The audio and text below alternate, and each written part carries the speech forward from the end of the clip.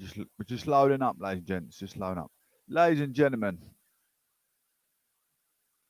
good late afternoon. It's the peasant. It's the prodigious. It's the prominent professor. A proclamation, news, and gatherance. Flux with the news, flux with the show, and flux with the flow. We're part of the aristocracy social elite. Part of the aristocracy social elite, ladies and gents. Thank you all for coming through. It's bona fide conservatism. Absolute populism. We're on YouTube, Castbox, we're on LinkedIn, Twitter, Facebook. We're all over the media. Building a gatherance. We're actually coming together. I've got a great audience coming in. Hopefully, I've got a few questions that I want to ask the audience today. What, this is, I'll think now and give you an answer later. Or you can put your answers now and I'll give you my story. You walk through a town centre or city. You see a tramp. What's the first thoughts in your mind? You see a tramp in the street. What's your first thoughts in your mind? Why is he there? Especially, not now, because our thoughts now we've got our own problems at home, mums and dads. But as growing up, you see a tramp in the street. I mean, we see more things more diverse as you grow older. You grow more wisdom. You see through things. I've worked in homeless shelter, so I know the answer. Well, I know my answers. My answers and opinions. Yours might differ. It might be better. I'm not saying my answers are phenomenal above yours. I don't want to be narcissistic and say this is my show, this is my rules. I'm not like that. I'm open. I'm like an open book. People's opinions make a show. So, what are your first thoughts of when you see a tramp on the street? Homeless. My first thoughts, especially coming up to why people go into a homeless shelter. I will get to that in a bit though. We're going to go through today some of what's investigating sociological housing. Investigating sociological housing. We're exploring the relationship between housing and social policy. The focus will now shift to examining housing issues from a criminology perspective. Look at like suburban sort of areas like Beirut, and they suburban areas where you got a lot of criminology, narcotic abusers, alcoholism. All the youth of today, like sort of kids that cancel kids that throw stones at cars going past. Them sort of areas. That's what sort of springs to mind when it comes to the sociological housing issues. We talk about issues. We talk about. I'm thinking about issues. So we talk about housing, social policy. I'm thinking about issues. I don't know why. We've got criminology perspective, so yeah, maybe why. To the extent the linkage between criminology and social policy can be illustrated by exploring criminalisation of social policy. The criminalisation of social policy occurs when a range of social problems that might have previously been dealt with through social policies start to be dealt with through the law and the criminal justice system instead. The social policy areas that have begun to be viewed as criminal justice problems include immigration, the overclaiming and misclaiming of benefits, entitlements, and homeless and squatting. Talking about this is the sort of area we're thinking of homelessness and people squatting. So, why are these people homeless and squatting? Think about it. The increased reliance of criminal justice solutions to social problems is a key area that many criminologists are concerned with. One place that this process can be observed is an official policy documents, particularly those that are published in the lead up to new legislation on regu- re- regulatory practices in general policy. Documents tend to send out a particular social issue or problem to be addressed, propose a solution to that problem, the policy, set out the rationale and strategies for implementing a proposed solution. We are committed to bringing empty homes back to use as a sustainable way of increasing the overall supply of housing and reducing the negative impact that neglected empty homes can have on communities. This is why we are awarding new home bonus to empty homes brought back into use, providing information and practical advice to local authorities and communities to help them address empty homes. Investing 100 million funding to bring back problematic empty homes back into use and announcing 50 million further for funding to tackle some of the worst concentrations of empty homes. Consulting on options to levy an empty homes premium on the council tax payable. Proposing changes to empty dwelling management orders to target their use on the very worst long-term empty homes causing a nuisance to the community. The final strategy in the list is of particular relevance from a criminological perspective because it relates to the issue of squatting in empty residential properties. The issue is discussed in more detail in the second paragraph, which is set out the empty dwelling management orders (EDMOs) and the government's proposal for tackling squatting in empty residential properties. And the answer is in its question on the activity. Do not worry if you do not understand some of the language used in the extract. Try to get general sense of the point it makes. When long-term empty properties have become dangerous or causing a nuisance to neighbours, the local authority can require owners to carry out repairs in some circumstances. Local authorities can seek to take direct control of the management of the property. The existing legislative framework strikes a balance between protecting the interests of landlords and providing local authorities with the levers they need in order to bring empty homes back into use. We are, however, proposing some changes to empty dwelling management orders (EDMOs) to protect responsible homeowners and to ensure their use are limited to the very worst long-term empty homes, those that have been empty for a significant period of time and are a nuisance to the community. The proposed changes mean that in applying the EDMO to local housing that they are regarding whether the empty property has been causing a nuisance to the community and whether there is community support for the proposal of the local housing authority to take control of an empty home. The property will also need to have been empty for over 2 years rather than 6 months. The local housing authority will need to have given property owners a minimum notice period of 3 months. The intention is to make changes by the end of 2011 or early 2012. Taking squatting in empty residential properties. We're concerned about the impact of squatting can have on residential property owners. Law-abiding property owners and occupiers should be able to enjoy their property without undue interference from those who have absolutely no right to be there. Although there are civil remedies available to property owners and occupiers under the Part 55 of the Civil Procedure Rules, it is not currently a criminal offence to squat unless the squatter refuses to leave residential property when required to do so by a displaced residential occupier or protected intending occupier.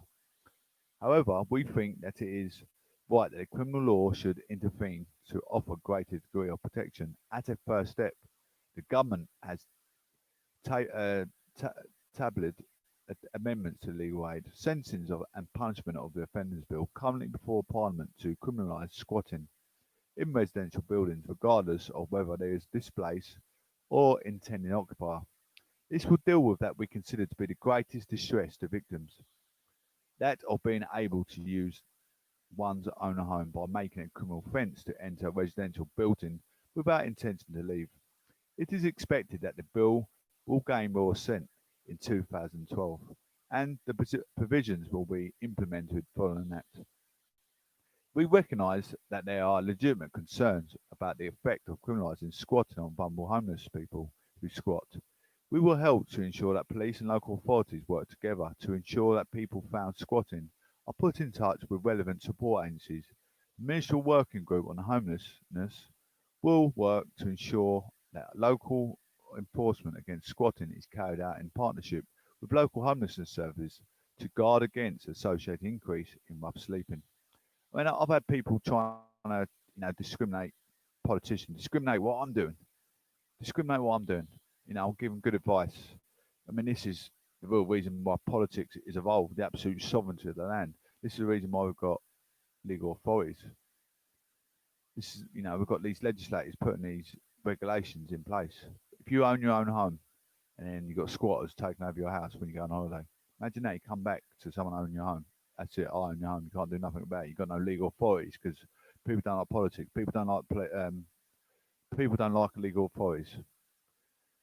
Politicians are overpaid, but you support football. Footballers on £200,000 a week. A politician doesn't even get half that in a year. So, you know, prioritise. People really need to prioritise their knowledge when they dig into politicians. They become critics.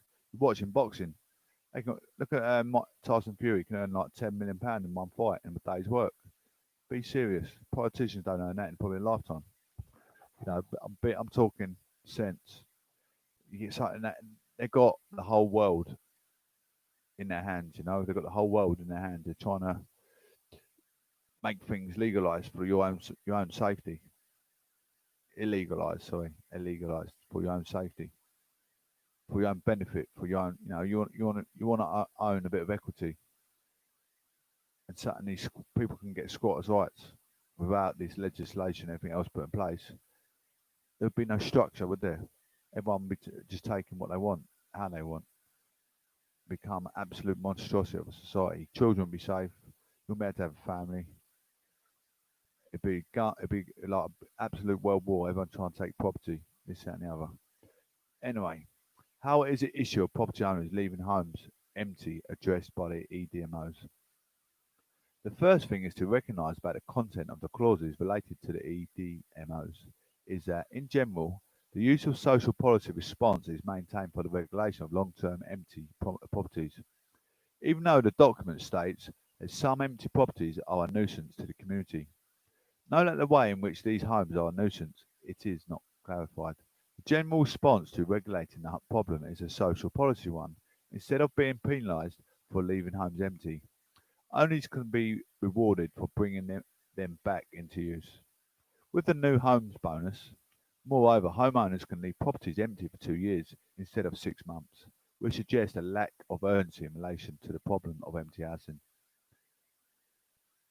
How is this issue of squatting framed? Squatting is presented as a problem that needs to be dealt with.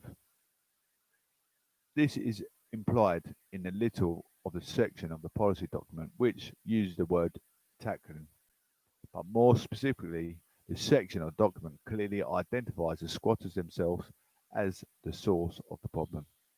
If you had a squat in your house and you got back off holiday, watching your TV, laying in your bed, he broke it. He broke in. There's no legal authorities. You don't believe in politics. You don't want these politicians to do their job. You don't want legal authorities to prioritise these criminology because your lack of support of politics or your arrogance to politicians. How does a document set out criminal justice response to the problem of squatting as opposed to social policy response? The problem of empty properties during the period of significant housing shortage is relatively unchallenged by the housing strategy proposed in this policy paper, instead of considering this as a possible reason for people squatting. The squatters are identified as a core social problem that needs to be managed because they are creating victims out of the property owners. For this reason, the paper makes a case of criminal justice response to deal with the issue of squatting, rather than continuing to treat it as a civil matter. Here are the theme of inequality once again. It becomes a useful lens through which to consider the issue. It is worth nothing, for example, that the people who have least the wealth and status in the owners of empty homes versus squatters debate are likely to be those who are squatting because they have lack of power and influence to challenge any legislation that will be brought against them in criminal proceedings. Example raise a set of questions that are routinely raised by criminologists. Whose role does it play in the making of criminal laws, and who benefits from such laws? Thinking critically about the role that power plays in the setting out of criminal law is an important component in ways of framing social issues from a criminological perspective. Now when you see a homeless person on the street, I mean, you got to show a bit of compassion. Like you got to understand where these squatters are coming from. Some of them, to a certain degree. You see a homeless person in the street. He's homeless. What do you think? Tramp. So you think tramp. But as a younger generation, you don't think past it. Just tramp. old man on the floor in a rucksack, in a what's it called, in a sleeping bag. Let's give him a kick. He's 10 years of age. He stinks of dog urine or whatever people walking past him. Their dogs urinating up him while he's asleep. He stinks urine, tramping in the street. You don't think past the tramp in a sleeping bag because you're young, you're not thinking straight. We grow up, we grow wiser. We work in homeless shelters. You see, you break up with your missus. You realise stage of your life where you have to be homeless, sleep in your car or sleep on your mate's sofa. You become to realise what you're up against. These people are up against. To me, this is what I've put. Poor person. He must be cold. I got vasectomy vein hard, so I know the torment of me being left outside. Why is he there? Why is he there? Through alcohol and narcotics abuse. That's what we think. A lot of them drink alcohol probably to keep them warm, perhaps. Who knows? Possibly the bad connection with their ex-partner, maybe domestic abuse, or where he couldn't take it. He lost his home and children, perhaps. So he didn't want to go to YMCA see if he can get any help because they got a temporary accommodation just to sleep at night in the warm. I've worked at one homeless shelter. I've worked in a homeless shelter. I see all the different walks of life that come in to use the services provided. Some young adults tend to become homeless to either split from their parents' house to start their own family. To start your own family, you got a girlfriend. She fall pregnant, but you can't get on a housing register. So the bloke has to go and live in a homeless shelter until they get sheltered accommodation for themselves to bring up their own family. Sociological change. You want to get your first council property, but they're waiting until your missus gives birth till they put you in somewhere, perhaps. So you're hoping for the support from the National Front. So some people, not everyone is homeless because they can't afford it.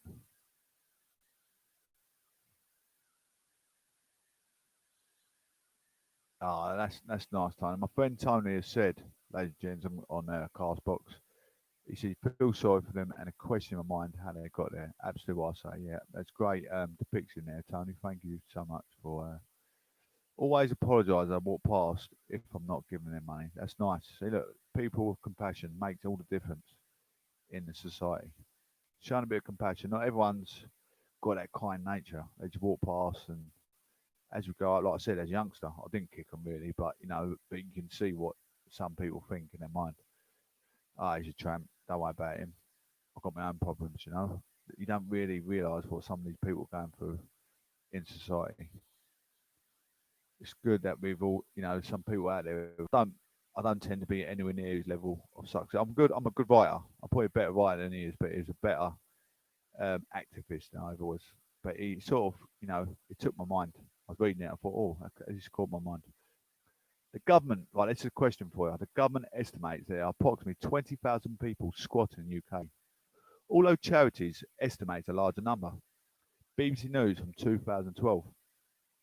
Legislation to make squatting a criminal offence came into force in September 2012. In the first 16 months of the new law being passed, how many people do you think were charged squatting? You got A, it's 43. You got B, 10,000. There's 20,000 people squat in the UK. In the first 16 months of the new legislation law being passed, how many people do you think were being charged for squatting? B is 10,000. You got C is 2 or D 106. 106 people. You got A is 43 people. B is 10,000. C is 2 and D is 106.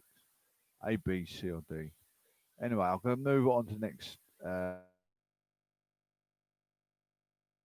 question. Is a writer. I'm being right. I don't know if social media pages. Or I haven't paid for my domain yet, but I'll still use it. It's still there. You still view it as well. You still view all my stuff. But not everyone's interested in what I'm interested in.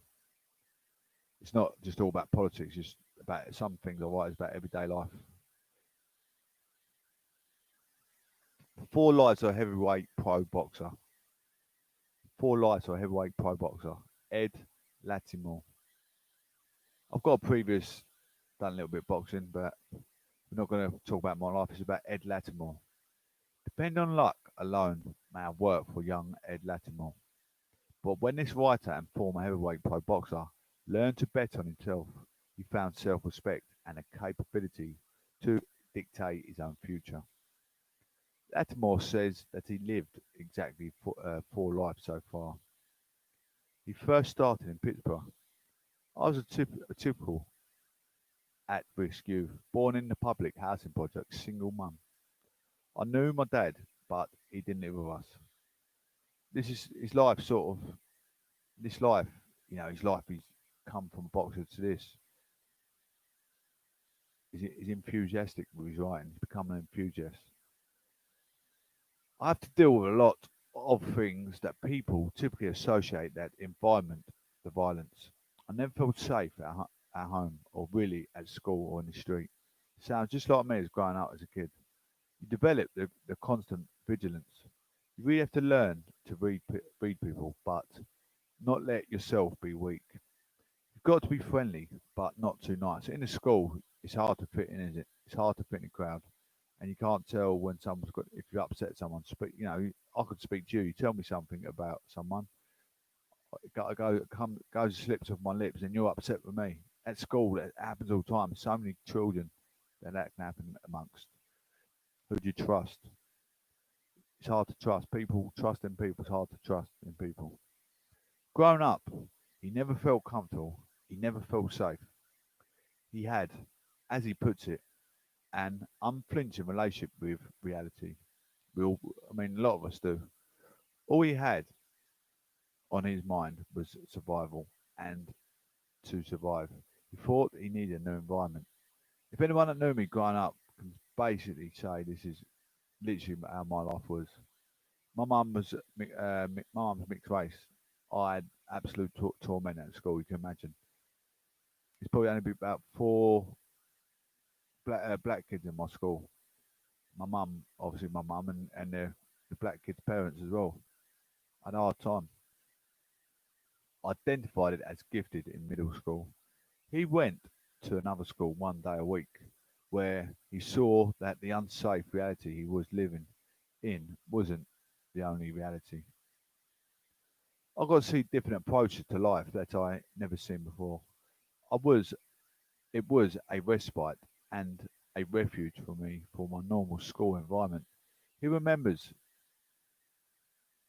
oh, he remembers the first time he made a friend at that middle school and casually asked, "Oh, how many fights have you been in?" He was like, "Fights? I've never fought before." My story's different, so I'll get to that in a bit about the fighting situation. Ed was shocked. Everyone he knew got into fights. It was how they survived, protected themselves. Ty- Tiring desperately to find safety is the only way they knew how. Ed wanted to go and find a way to get into a different school. In the eighth grade, he asked his mum to apply for the high school lottery system. Those who are randomly selected are allowed to go to the high school outside their region. He was willing to try anything. What did I know is that there was now was unacceptable. I was not happy and I did not feel safe. I was stressful and I felt I lacked opportunities. He felt like he had nothing to lose, teased and tormented for his looks. He felt like an outcast in the middle of school. Going to a school where he didn't know anyone sounded better than staying where he was. The probabilities were in his favour. I've always had a strategic mindset. I was able to look at these situations and go, okay, this doesn't work, but this might work better. It's a probability. I don't know for sure, but I know it's a bet. I know it's a better bet. He bet his future on the Pittsburgh High School lottery. It was the first time in my life that I felt like I belonged. He won, and when he tells me, we both feel the weight of it, the injustice that some lives hinge on that kind of chance, on those kind of odds. Ed felt lucky, especially when he made friends at his new high school, whose kindness would change my life. They treated him with something he'd never quite felt before, respect. And in their homes he found comfort and safety for the first time. They showed him what a functioning family could like. Around their dinner tables, he says, I got to really observe was possible. Love, comfort, a place to breathe, let down your guard. Ed had never felt that before. It was the first time in my life that I felt like I belonged. High school was a wonderful eye-opening. But then he graduated and his dad died, all in the same month. That's when his second life began. What you have done for your past 4 years. After high school, Ed went to the University of Westminster on a football scholarship.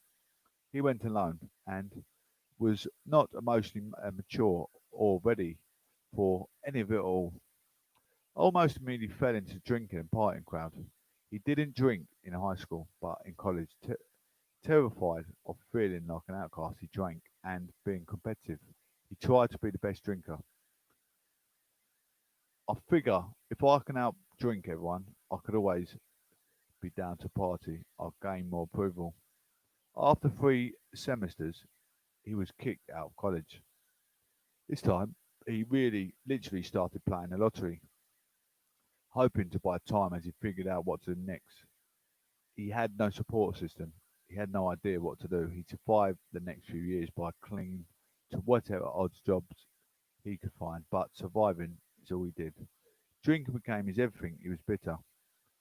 One day at the kitchen table at this girlfriend's house, after resentfully ranting about his uselessness of college, his girlfriend's mum, a biological professor, spoke up. Okay, let's pretend you're correct and college is not worthwhile. What have you done for the past 4 years? What have you done other than eat my food? It's a wake up call. She woke up with a young kid who dragged his mum to the high school lottery. She had a good point. What was I doing? I'd done nothing to develop myself. There was nothing to show I'd been on this planet, I said. I need this fix. He thought about his options. Should he go back to college? No. He could never go past the math class, the military maybe, but right, now he felt too lost to make such a serious long-term commitment. He needed something to get back on his feet, trying again, learning again. Then, when he saw a boxing match on YouTube, thought, I could do that. And so began his third life. Now he had a lot to use. In his mid-twenties, Ed became an amateur, then a professional boxer, beating out an opponent who would later go in Olympics. Ed too was recruited to be part of the former Olympic training program. For a short while, he made a living in boxing. But more than that, he says, it's changed my life in just every way a person's life could be changed. In boxing, he found a community again. He also saw directly, physically, that he had the capability to improve. He'd fallen into a fixed mindset, believing only in luck and misfortune. With no safety net or support, he often scraped by, living in a constant state of stress and survival. Feeling trapped, helpless, always one step away from calamity, checkmate. But boxing showed him what a growth mindset was and what it could yield, how it changed things, how he could change. He decided he would go back to college. Boxing helped him believe he could learn how to become good at anything, even maths. And paid for college, he joined the military at age 28. He was sober 22 weeks during boot camp. When boot camp ended just before Christmas, he was released to go home for a while before deployment. On December the 22nd, I go out to a party and make a fool of myself. He went right back to drinking a lot, but this time the probabilities were shifting. This time he had something to lose. That night he tried to imagine himself 5 years into the future. I'm going to turn 33 one day, God willing. He didn't want to turn 33 and still be in the same place, not having moved forward. Not again. Now he had military boxing, his college dream, an incredible girlfriend. Now he had a lot to lose. And this time he believed he had the power to change. I put it down to the bottle and haven't gone back since. December the 23rd was the first day of sobriety, and so began his fourth life. That's never going to happen again. Not drinking anymore opened up a lot more time for Ed, which he filled with college courses, touring jobs, working at a bank, and serving in the Army National Guard. He continued boxing as well, but it especially after most getting hit and killed by a car. He no longer relied on it as a way to make a living, knowing he'd always be only one injury away from the check stopping, which they eventually did. He pursued everything he was doing with intensity. I was serious at some point. I'm terrified. I've been close to the bottom now twice, and I'm like, that's never going to happen again. He also started a blog the year he got sober, theeldertimore.com, as a creative outlet. It was always writing. At boot camp, he would use handwrite blog posts and newsletters in a notebook, popped up on his bed in the barracks. He'd tear off the pages and mail them to a friend, who typed them up and posted them on Ed's blog. Ed wrote about his life, his challenges, and everything he was learning about growth. His mission: I take what I've learned the hard way, and I break down so other people can learn the easier way. He knew he'd go back in time and fix his childhood, but he'd hope others could learn from his past and his present. After a few years of writing every week, his blog took off. He made money from ads and wrote and sold books like Sober Letters, My Drunken Self, and Not Caring What Other People Think is a superpower. He also started getting paid to speak, and his email newsletter grew by the thousands. Ed built his own business like every creator in the world, from trial and error, from figuring out how to generate money. It's simple, but there's no blueprint, you know. In May 2018, he lost his first five-figure month week, and then day from his day from his writings. I remember thinking to myself, I really have a shot here. I have something. I have a chance to make a decent income and do it on my terms. For a kid who had never felt comfortable, never felt safe, never felt like he had a safety net, being able to support himself on his own terms felt incredible. Let's run with this, he decided. The same May, he also graduated with a bachelor's degree in physics. He was 33. I'm building myself. In Ed's first life, he saw a person get killed, where after he'd find hope in a situation where most people would understandably lose it.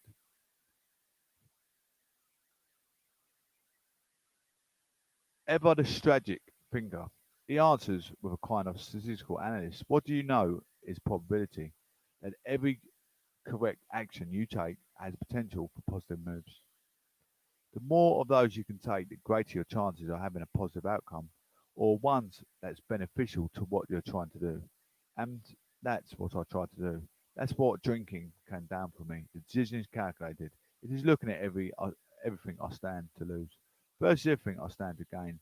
So I try to do is take steps that are going to make it more likely I'll win. I'll apply. I'll think you just turn up hope into a math problem. And all those steps have led him to winning something. He never quit. He never quite knew it was even on the table. Self-respect.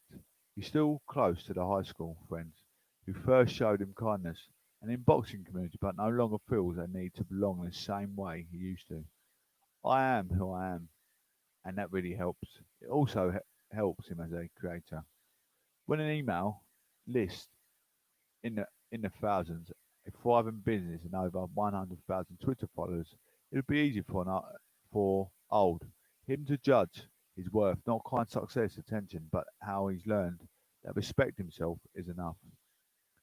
Attention only feels like respect to the people who don't have much of either. I'm not chasing attention. I do some of those issues anymore, largely because I'm building something. I'm building myself. What a life! What an absolute life! Phenomenal, isn't it? It's some of you probably thinking, yeah, it's really touching base, touching home. I read that it's touching home for me. My life growing up through school and society, it's the same for all of us. We all live that life of purgatory. I always say that. All that live that life of purgatory, growing up, our worst years, playing sports, all sports at school, or not getting involved in sports. You feel like you can get bullied, perhaps. Maybe you're a scientist nerd or a computer nerd. You're not a nerd, but that's what people used to call you. Used to give you a peanut because you're too intelligent. You know, give him a peanut, put his tie. He's the smart of the class. It's bullying. Or if he's Asian, they pick on you. Or Chinese. Asian is Chinese, but Indian, Indian anything, they're gonna pick on you. You follow Muslim, you follow Islam culture, they're gonna pick on you. It's not fair, is it? It's not fair. I support all equalities of life. I always did in that school. I don't like bullies. And I used to pick on the bullies that pick on the different multiculturalism. I don't like it. That's just the way I am. I was brought up around equalities and respect.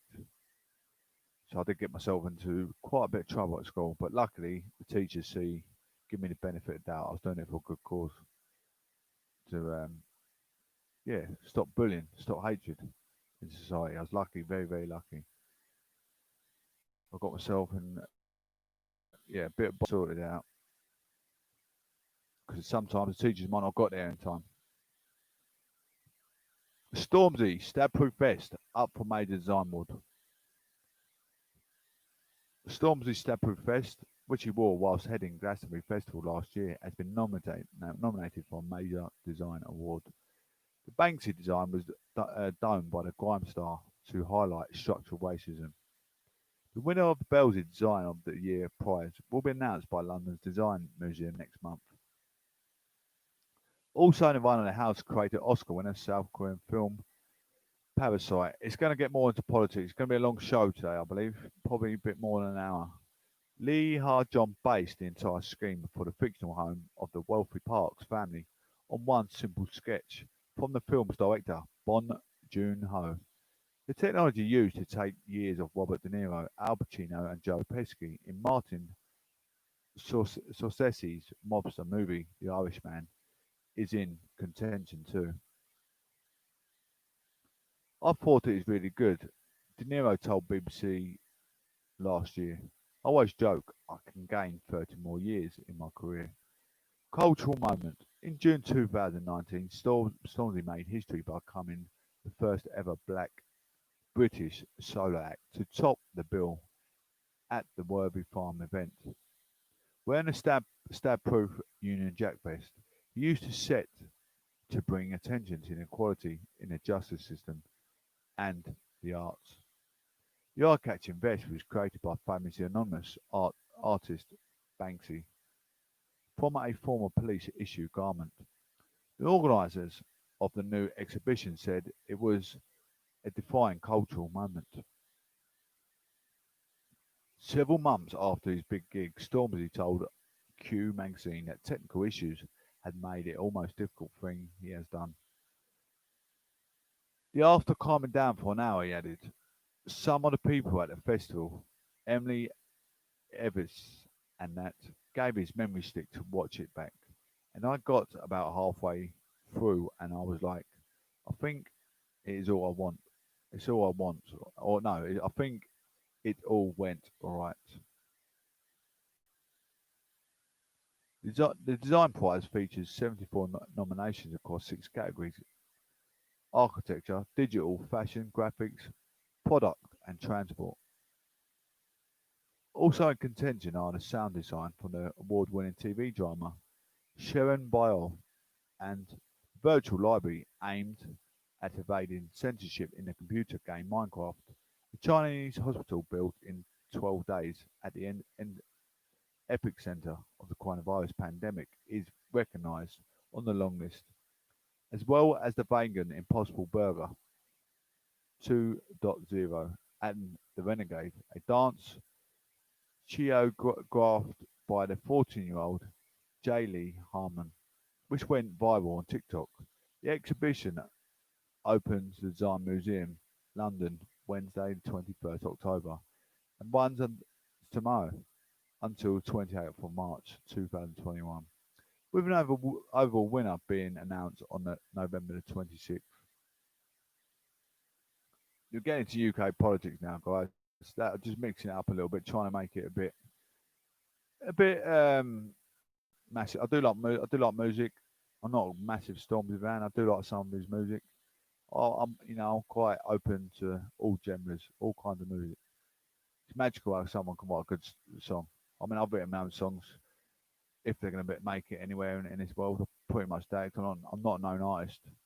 MPs call for wider gender pay gap reporting. Business with 100 employees or more should publish their gender pay gap data, according to a group of MPs. Labour Stella Creasy led by the call for the changes to the threshold as she presented to the bill to Parliament. Her proposed law would also introduce mandatory ethnicity pay and reporting and allow women to ask to see their data if they suspect a disparity. Mr. Creasy said it was time to end the cultural discrimination and the culture of secretary that causes it. The Equal Pay Implementation and Claims Bill EPIC 2020 has cross-party backing. It supports including the Tory chair of the Women and Equalities Committee, Caroline Notes, and Liberal Democrats Christine Jardine, and the SNP and McLaughlin, and the Green Party's Caroline Lucas. You know what I'm like when it comes to the PAYE gap data thing. You know the qualities. That's exactly why I've got this up. But it's unlikely to become law unless it is supported by the government. The gender pay gap is the difference between the average earnings of men and women. From 2017, any organisation with 250 or more employees had to publish specific figures about their gender pay gap on their website and report the data to the government. I mean, again, I talk about the qualities, supporting feminism in sporting industry. Arsenal ladies, they're top. Look at it always, every year they're top of the league. Arsenal men's, they're on like £200,000 a week. Where are they in the league? I don't know, but I mean, usually they're like six, seven. Recently, last through 2, 3 years, been sixth or seventh. All I got to do hit a ball in the back of an onion bag. So exactly what the question I was having a debate about. Do you think politicians are overpaid? Everyone's going, yeah, well overpaid. But then you support Man United, you support Liverpool. These football players on £200,000 a week. Politicians don't even earn that in a year. You know, it just doesn't make sense. These women are not even probably getting a quarter of what they earn. These women not even getting a quarter of like what they earn in it. But they're probably not even getting a quarter of what they earn in a year, let alone in a week. They're probably not even getting a quarter of what they earn in a year. I know you get sponsors or whatever. They get sponsored by Adidas, this, that, and the other. But they're not getting money. They're getting kitted out. They're not getting money. A lot of money at all. Arsenal ladies football stadium, which is in it's near I know it's in Hertfordshire, it's near Hatfield. I can't think of the name of the place, but anyway, the stadium is not that big. The stadium is not that big, so they're not getting a lot of money. They need more support. They need to be in. Why can't they share the Arsenal men's stadium and get the Arsenal men's support? As a man, I'd rather support the ladies. Looking back at how I supported the men's football, when you think you've got beautiful ladies running back shorts, what was I doing all them years ago? What are you all doing now, watching men's football when you've got beautiful women running back shorts? Ask yourself that, because you don't get told off by your missus. That's exactly why.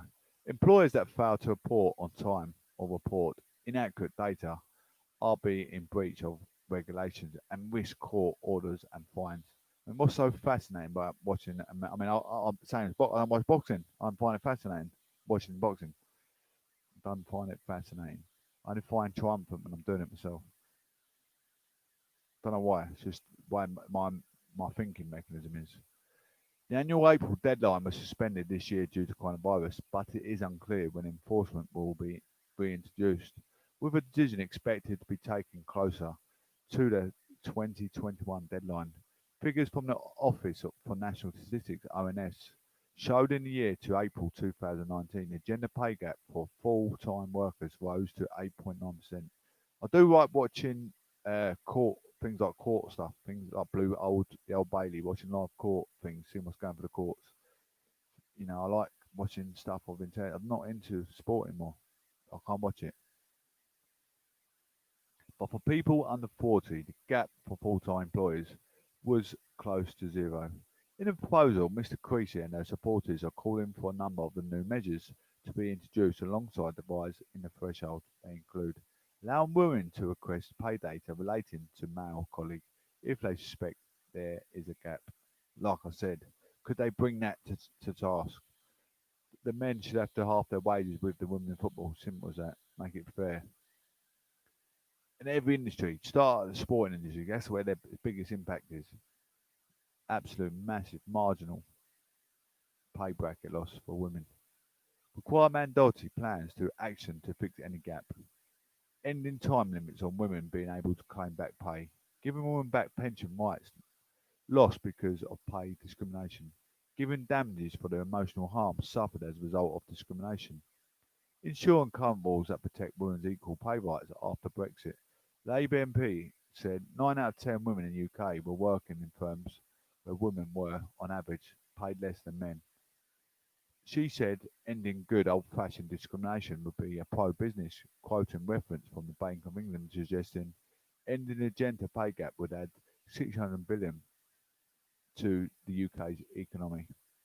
They should make it equalities.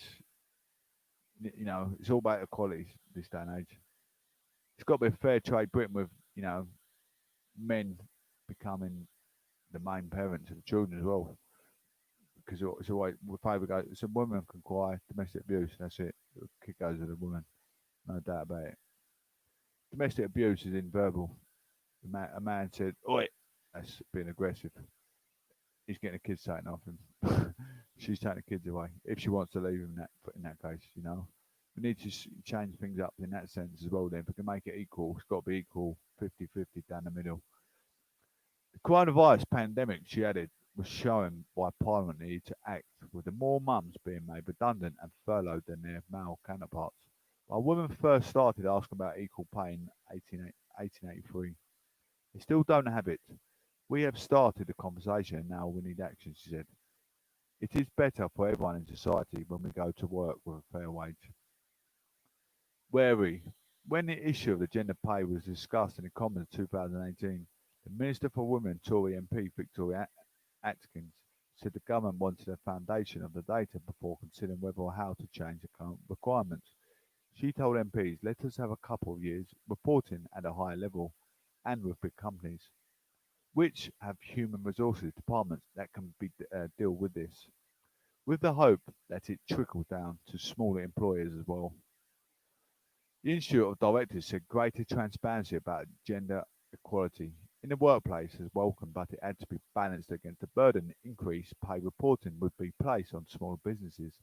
At this difficult time, many small firms would be wary of extra demands in their resources, which may already be stretched to the limit, said Dr. Roger Barker.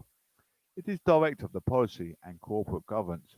Whilst we would encourage smaller companies to publish this data on a voluntary basis if feasible, we are concerned that imposing a new obligatory reporting requirements on SMEs would be a step too far in current juncture.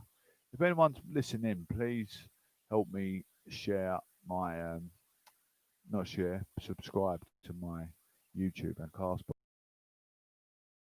Try and build the show, get more followers. MP is accused of rape. Will not attend the Commons.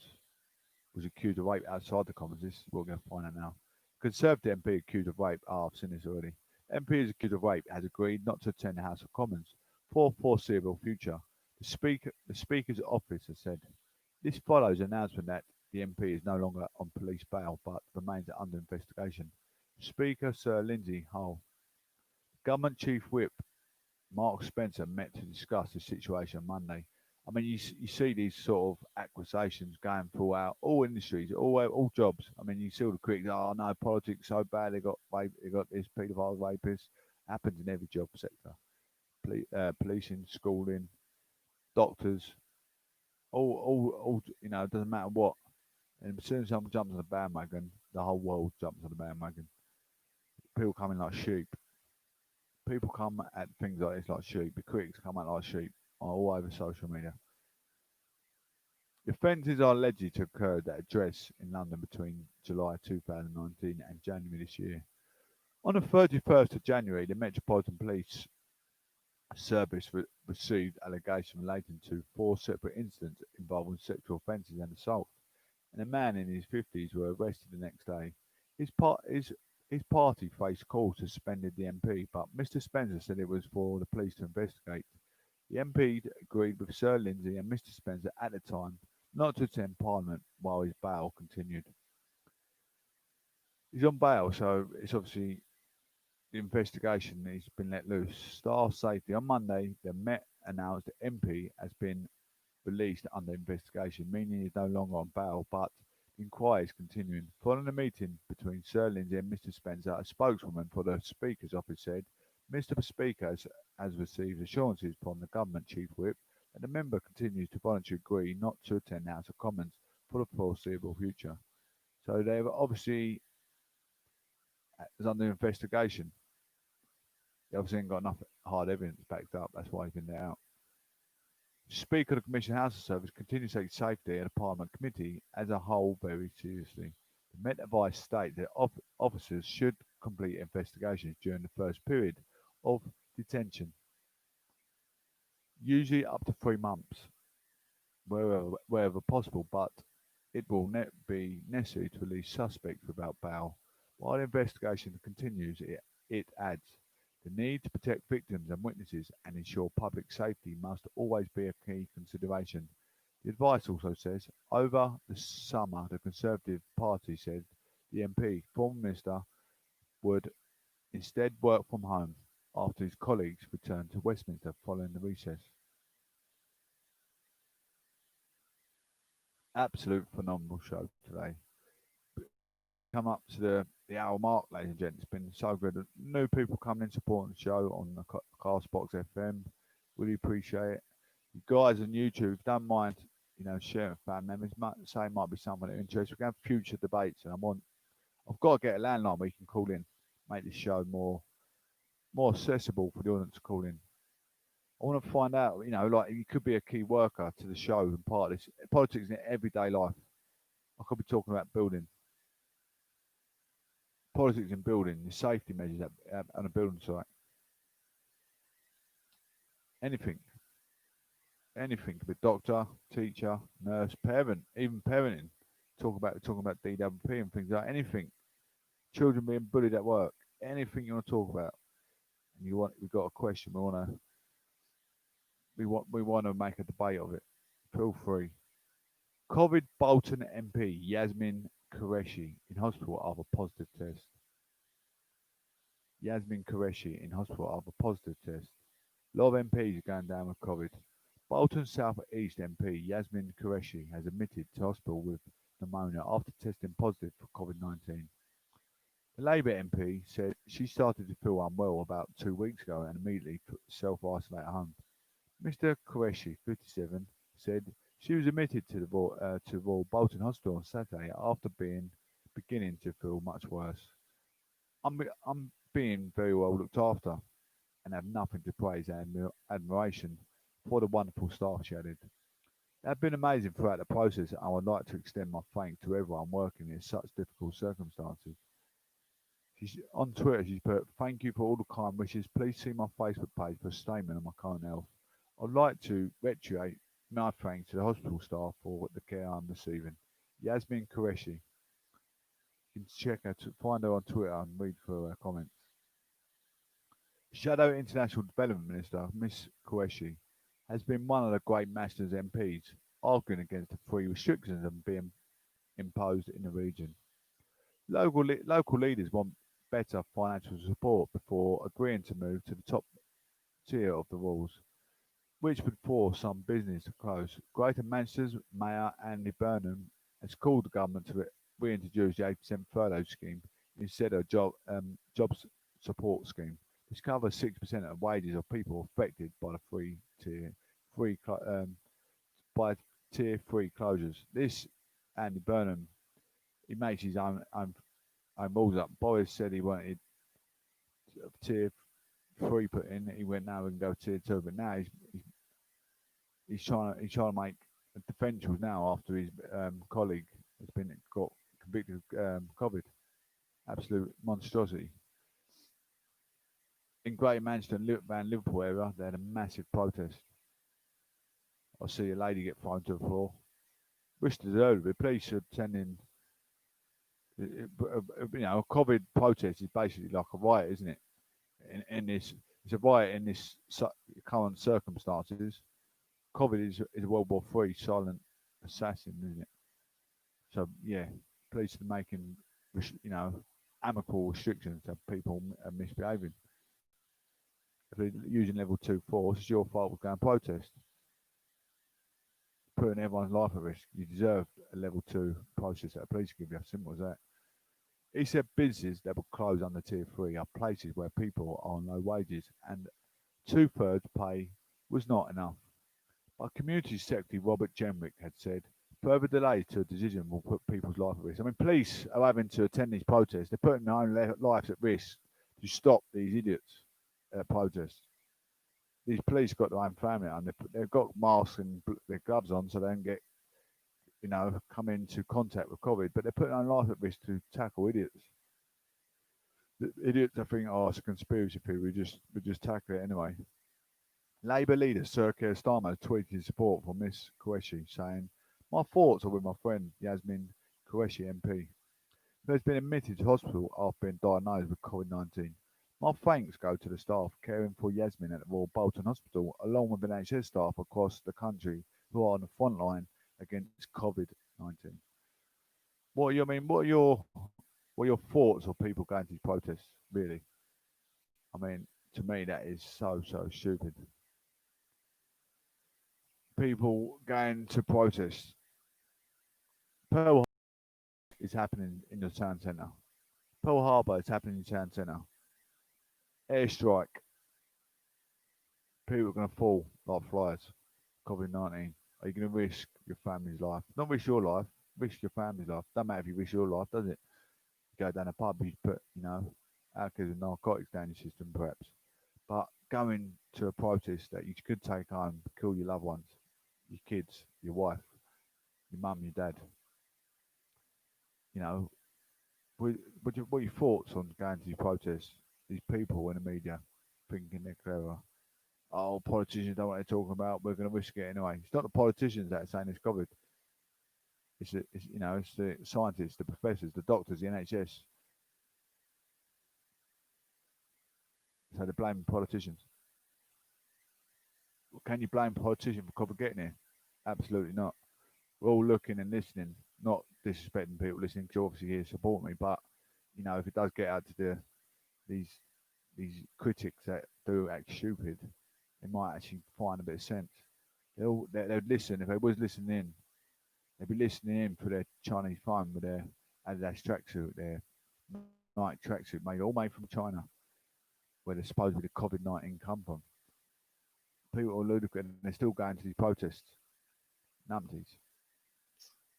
Anyway, ladies and gents, I want to say thank you all for coming in. The show has been almost a proud hour. I thought it was going to be a lot longer now. Quite a lot to get through this afternoon. I'd love to carry on for talking for a few hours, but keeping the momentum going up, keeping enthusiastic as well, keeping the drive and the passion is quite hard when you're just talking solidly for for an hour. I feel like is enough for the show. I've got a friend coming over on Friday.